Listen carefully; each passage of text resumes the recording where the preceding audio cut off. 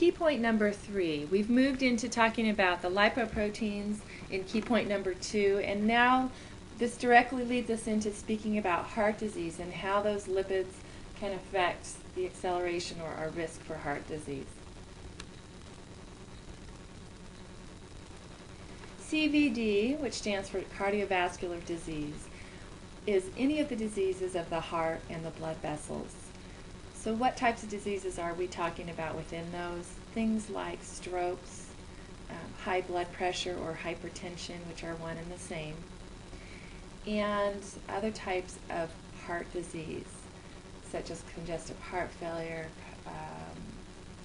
somebody who has a MI or myocardial infarction. When we talk about a heart attack, that falls within this category. What is the course of heart disease? How does it come about? We start with something, a process happening within our vessels called atherosclerosis. And atherosclerosis is when the lipids that travel through the bloodstream start to mound up and form what we call a plaque. The plaques within our arteries are composed not only of cholesterol, triglycerides, but also calcium, which kind of hardens that plaque. What is progressive about the disease is that once we get a small amount of plaque on a vessel, that's a motivator for more plaque to stick there. So there'll tend to be an acceleration of that plaque. Once a small amount starts to hold on, then you tend to get more plaque growing quite rapidly. As the plaque accumulates, we then have a vessel that's getting more and more narrow. As a vessel narrows, we still have that same amount of blood trying to pump through the whole system. So in the same way you might look at your plumbing and say, gee, if I put the same amount of water through a smaller pipe as I did with a larger pipe, which pipe would have more pressure? Well, it would be the smaller pipe. Same with our vessels. When we start to get that narrowing because of atherosclerosis, we start to also see an increase in blood pressure.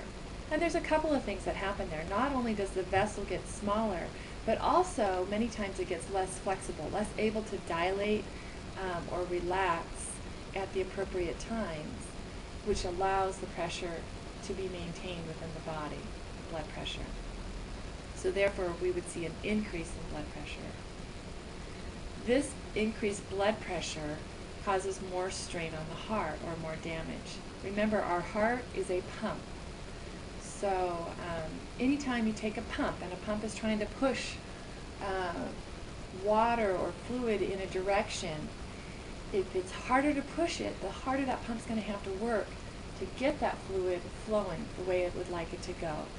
So same with our heart. And if our heart has to work extra hard because of the high blood pressure, then over a period of time of doing that, we damage that muscle. Also, as I mentioned, once plaque starts to accumulate, I mentioned how the vessels tend to accumulate more and more plaque.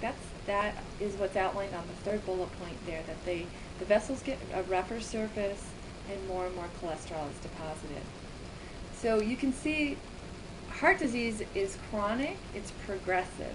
It doesn't happen in one day. Now the danger, or what we worry about with it, is what I have listed here, the complete occlusion of the vessel. So in the instance that we have that plaque formed on the vessel wall, there's a couple of different scenarios that can happen. A piece of that plaque may chip off at some point and start traveling along in the blood. Now what would be dangerous is if that plaque or that chipped off piece came along a narrow point in the vessel. What that would cause is a complete occlusion or blocking of the vessel, and that essentially is what causes a heart attack, when the blood can no longer flow to the heart because of a blockage. That's a heart attack. Now the same thing could be up in your brain, and we would call it a stroke. If a vessel got completely occluded and blood couldn't flow to a certain part of the brain, that's a stroke. Keep in mind there are other kinds of stroke. Something called a hemorrhagic stroke is when instead of the vessel simply being blocked, the vessel bursts and it bleeds into other tissue areas, which also prevents blood from flowing to parts of the brain. So those are a couple of different scenarios of how we might have a tragedy occur because of this progression of heart disease or cardiovascular disease. This picture here gives you a nice idea of how that progression occurs. If you start with the normal artery, this is how our arteries might look when we're a baby. And that smooth muscle layer is healthy. It's able to constrict and dilate at the appropriate times. And then they think maybe something happens, a little bit of injury, a nick happens. If you've heard of free radicals are one way we can start injury in our vessels. Free radicals can be caused by things like smoking, environmental contamination, any of those types of things that get into our system. And it's a random electron that happens to nick the side of the vessel and cause damage. When that damage starts, an early injury, it's more likely that's the location that plaques are going to start building. So they show this early injury here. We move on and the walls are rougher, so that plaque continues to stick in that one location and moves into what we would consider significant atherosclerosis because there's a pretty narrow area there for blood to flow. And then we might get, like I said, a plaque flowing through that would block this off, or also the blood might clot up. Our blood is always in a state of getting slightly clotted and then unclotting, kind of stickier and less sticky. And if it happened that as we were passing through that area where the atherosclerosis was significant and the blood did clot up at that point, again, that could create a blockage. That's kind of what's behind the omega-3 fats, or taking a baby aspirin. Is those two items, as well as other types of medications, help keep the blood more of a thin, less sticky character to it, and less likely to get these mini clotting episodes that might precipitate a heart attack. What puts us at risk for heart disease? First of all, having diabetes increases our risk dramatically, 2 to 5 times the risk if you have diabetes. That is in the situation that the blood sugars are not controlled. The better someone controls their blood sugar with diabetes, the less likely they're going to have more heart disease risk. Heredity or family history plays a role. If you had a father or mother who died early of some sort of heart features, you're more likely to have that same risk yourself. Your age and your gender plays a role. Males are at higher risk until the females reach menopause, which is about 55. Why is that? Because females have that estrogen protection going on. Now, if the woman takes estrogen replacement therapy, which is appropriate for some women and not all of them, if she is taking estrogen, though, then that would continue to protect her from her risk of heart disease. Smoking increases our risk of heart disease, and high blood pressure. Now, high blood pressure has its own risk factors associated with it, but having high blood pressure alone increases your risk of other types of heart disease. High blood cholesterol is a risk factor, particularly having a high LDL, remember L is for lousy, and a low HDL, and H is for happy, H is the good one. What they think probably happens there is those LDLs are oxidizing, and that causes an increase in the amount of plaque that's forming. So those lipoproteins that are traveling in the bloodstream for whatever reason oxidize and create atherosclerosis. Lifestyle risk factors that increase our heart disease risk: lack of exercise, obesity, or having a diet that's very high in saturated or trans fat, also low in fruits and vegetables and whole grains. So we can see right away what are the things we can do to prevent it. Well, we can immediately go to those risk factors and do something to change, particularly the lifestyle factors. We can make a difference. So what should your blood cholesterol levels be? Well, normal blood cholesterol, total cholesterol, should be less than 200. We consider between 200 to 239 borderline high cholesterol. This is when somebody should start monitoring their diet, and they should get it checked every year just to make sure no changes have occurred, or make sure that they're bringing those numbers down. If they're over 240 with their total cholesterol, then the physician would usually take it a step further and check their HDL and their LDL to see what the total cholesterol is made up of. LDL levels. Remember, L is the one we want to have less of. What's recommended is less than 90 on the LDLs, but the physician probably wouldn't have much to say if it was less than 100. They'd still consider that normal. Someone's at high risk if their LDL is over 160. They're at very high risk for heart disease. So that's when medications to lower your blood cholesterol probably would be initiated by the physician. Certain diet and lifestyle changes someone can incorporate to bring the LDL levels down is lower the saturated fat and trans fat intakes of their diet. Trans fat should be less than 2 grams per day, and that's a tricky one to indicate or to understand how much you're getting, because food labels now can put 0 grams trans fat if the product has less than a half a gram of trans fat. But you can see how you quickly can add up to 2 grams of trans fat using 0 gram trans fat products. Watch the little video that I've also added to this week's lectures about trans fat, and you'll get a better understanding of what they're doing with food labeling and why that may be difficult to detect.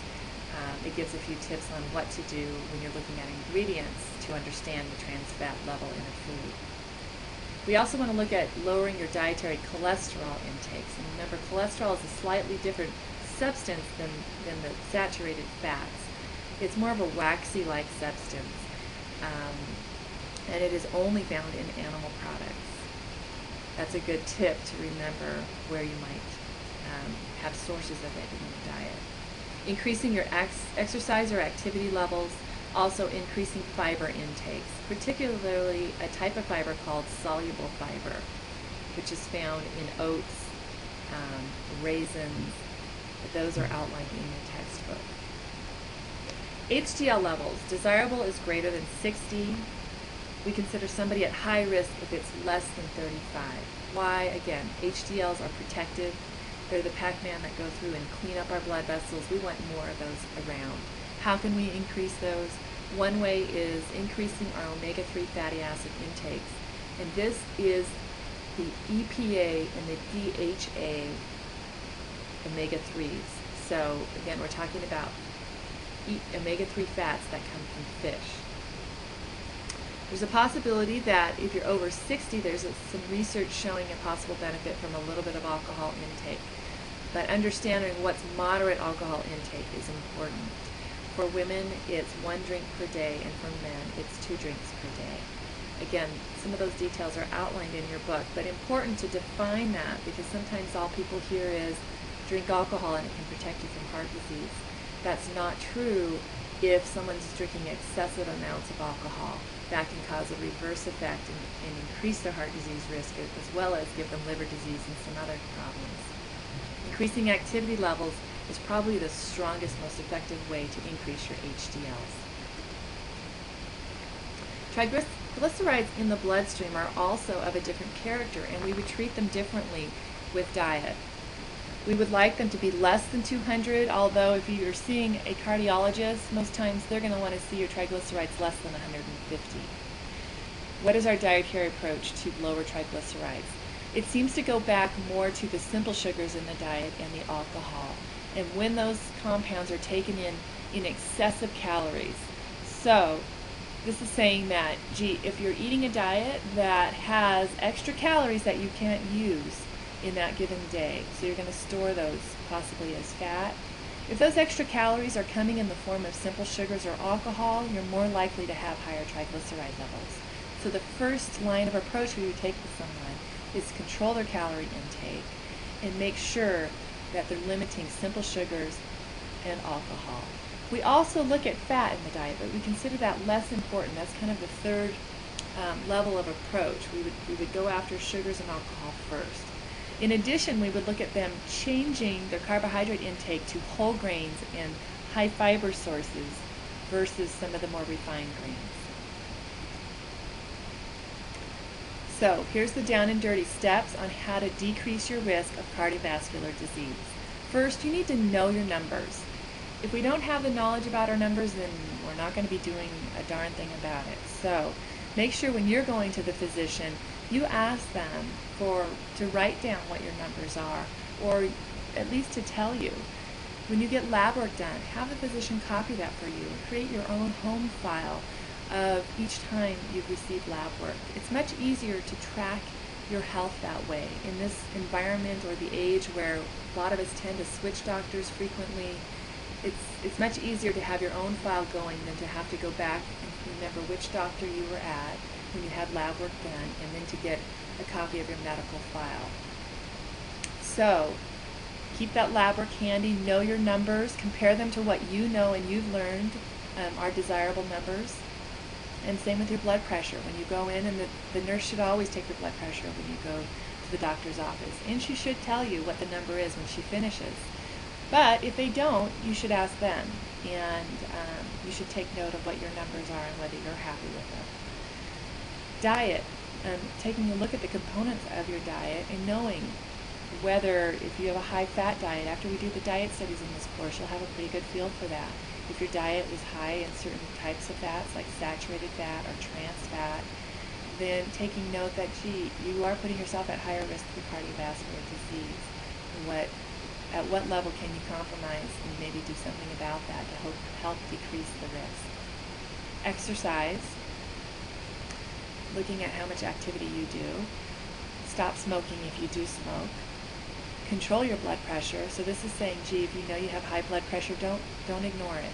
Make sure you're working with a physician either to start medication or to lose weight or to start an exercise program. Whatever it is that physician thinks you should be doing to help bring that blood pressure into control is what you should consider, because that will help decrease your risk of heart disease. Good blood sugar control if you have diabetes. And that means checking your blood sugars. It's the only way you can know they're in good control. Also, getting a hemoglobin A1C, which gives you the average blood sugar that you have had over the past 3 months. That gives you a pretty good feel if you're controlling your blood sugars or not. If that hemoglobin A1C is too high, then finding some strategies to change that. Maintaining an ideal body weight. We're not talking about ultra thin here. We're talking about something that is a healthy weight. Stress management, and that's the holy grail probably of every medical practice, is to help people manage their stress, but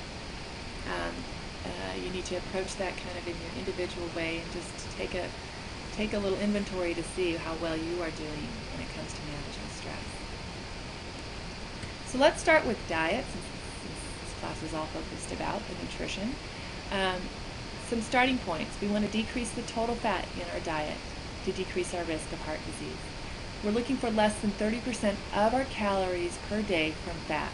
So in the example, let's say you find out that your usual calorie intake is about 2,000 calories per day.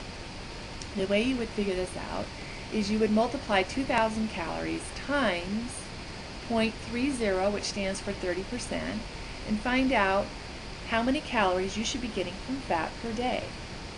This is a great way to start as far as knowing what your goals are. You might want to think in grams instead. So then you would take the calories per day from fat that you're supposed to have and divide that by 9, because there's 9 calories for every gram of fat. So you would take the total calories and divide by 9, and that would tell you how many grams of fat per day. For most people, it comes somewhere between 50 and 65 grams of fat per day. Decreasing total cholesterol is also important. The target would be less than 300 milligrams per day, although someone who already has heart disease or has had a heart attack incident, they might go with a step 2 diet, which we consider to be less than 200 milligrams per day as a goal. Remembering that cholesterol is only an animal product, so don't get too excited about choosing one peanut butter over the other because one peanut butter says no cholesterol on the label. No peanut butter has cholesterol in it because it comes from a plant product. But those are some of the tricky things that manufacturers do with their food labels to trick us into buying their product. So The foods that are highest in cholesterol, eggs, of course, are notorious. Eggs have somewhere in the neighborhood of 236 milligrams of cholesterol for just one egg. And yes, that's contained in the egg yolk. So you could make your omelet with just egg whites, or you could use 2 egg whites and 1 whole egg to cut back on your cholesterol intake. Organ meats are also one of the primary dietary components that is very high in cholesterol. Meats I have down on your slide, beef equals pork equals lamb. Most of the meats, all of the meats really are in the same neighborhood when it comes to cholesterol. They have about 30 milligrams of cholesterol for every ounce of meat. Don't get this confused though with saturated fat. Meats do differ in their fat content. When we talk about trimming the fats off, that's looking at total fat. That's not dealing with cholesterol. Most meats are pretty equal when it comes to cholesterol content. Let's talk about saturated fat and trans fat. We want to keep these controlled, the intakes of these fats. Your goal for saturated fat is to be somewhere between 0 and 10% of your calories per day from saturated fat. And again, you would figure this out in the same way we would for total fat. You would multiply your total calories per day times 0.10 to find out what is your goal for saturated fat intake, the goal amount of calories that come from saturated fat. Beef, pork, ham, lamb, these are some of the higher fat cuts of meat. Butter and lard, those are saturated fat sources. The tricky one is the tropical oils, palm, coconut oil, and palm kernel oils. These are very high in saturated fats. And again, I would refer you back to that table that I had in a prior Key Point lecture that showed all of the different fats and their fatty acid composition. And on that slide it showed you that the palm oils and the coconut oils are more saturated than butter. So keeping a good check on those on food labels, it's not as obvious to some people that those are saturated fats. 1% of our calories per day or less should come from trans fat. And this typically, they use another target which is about 2 grams of trans fat per day. Again, you're going to look for hydrogenated in the ingredients. This is the best way to detect trans fat. The manufacturer has the ability to put trans fat free or 0 grams of trans fat on the food label if the product has less than 0.5 gram of trans fat. But if our target for the day is 2 grams of trans fat and a product has 0.4 grams of trans fat for every serving, and let's say you have 7 servings of that, you're going to quickly get up to that 2 grams of trans fat. And you're going to think, maybe, if you're fooled by the food label and it says 0 grams of trans fat, you're going to think you're not getting any trans fat. So you need to be the smart consumer and tell all your friends as well so they can be smart consumers. That 0 grams trans fat doesn't mean 0 grams trans fat. It means less than 0.5 gram of trans fat. So how are you going to know the difference on a food product? You need to look at the ingredients. If it says partially hydrogenated vegetable oil or hydrogenated anywhere in that ingredient list, you bet there's trans fat in that product. MUFA stands for monounsaturated fatty acids. The goal here to decrease your heart risk is to use more of the monounsaturated fats. You've probably heard some mention of the Mediterranean diet. Well, the Mediterranean diet is focused on using high levels of monounsaturated fats. Lots of olives, lots of olive oil, lots of avocado. So the target for any of us is to take more monounsaturated fats and incorporate those into our diet while we remove then the saturated fats. We don't want to just add monounsaturated fats because then we might make our total fat content of our diet too high. So we need to find ways to remove the saturated fat content and increase the monounsaturated fat content. One example might be on a sandwich. Instead of putting a slice of cheese on your sandwich for that added flavor, Maybe putting an avocado, taking a mashed avocado and adding that, but declining on the added cheese. Cheese is a source of saturated fat. Avocado is a source of monounsaturated fat. And again, avocado is still very high in fat, but it's a healthy kind of fat. Monounsaturated fats, they found, help decrease our total cholesterol, decrease the LDL, which is the bad one, and helps preserve or raise our HDLs. So again, foods that have monounsaturated fats, peanuts, so peanut butter. Especially we would encourage you to go with a natural peanut butter. So peanuts or pecans, avocados. The two oils I recommend you stock in your kitchen are olive oil and canola oil. Of course, olive oil I suggest using for more of the foods that you don't mind imparting a certain flavor to it, because olive oil has a very distinct flavor. Canola oil is a good one for using in baking and foods that you don't want any added flavors, just the oil content. One more compound to add to your diet to decrease your heart risk is omega-3 fats. So again, we want to continue to keep your total fat intake low, but make the fat that you use omega-3 sources. How does it help? Well, it helps lower blood triglyceride levels, decreases platelet aggregation. So I talked about, that stickiness of those platelets. If they get all stuck together, there's more chance we're going to have a little bit of clotting at a narrow part in the vessel. Omega-3s help prevent that. Omega-3s decrease inflammation, which again contribute to atherosclerosis. They prevent irregular heartbeats, and they relax the arteries, which reduces blood pressure. The foods you can find omega-3 fats in are the fatty fishes, so salmon, mackerel, tuna, lake trout. Those are the great sources of omega-3. Now you can use flaxseed oil, but flaxseed oil is a different type of omega-3 fat. It's the alpha-linolenic kind, also called ALA. And our body is not efficient at converting the ALA into EPA and DHA. And EPA and DHA are the true protectors when it comes to decreasing our heart disease risk. What do we suggest as far as the amount of fish to take in?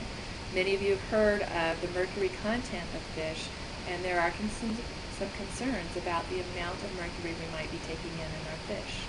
Well, if we target about 2 meals per week of fatty fish, that gets us kind of the balance between the risk of the mercury content and the benefit of the omega-3 fat content in our diet. One more approach is to look at increasing the fiber content.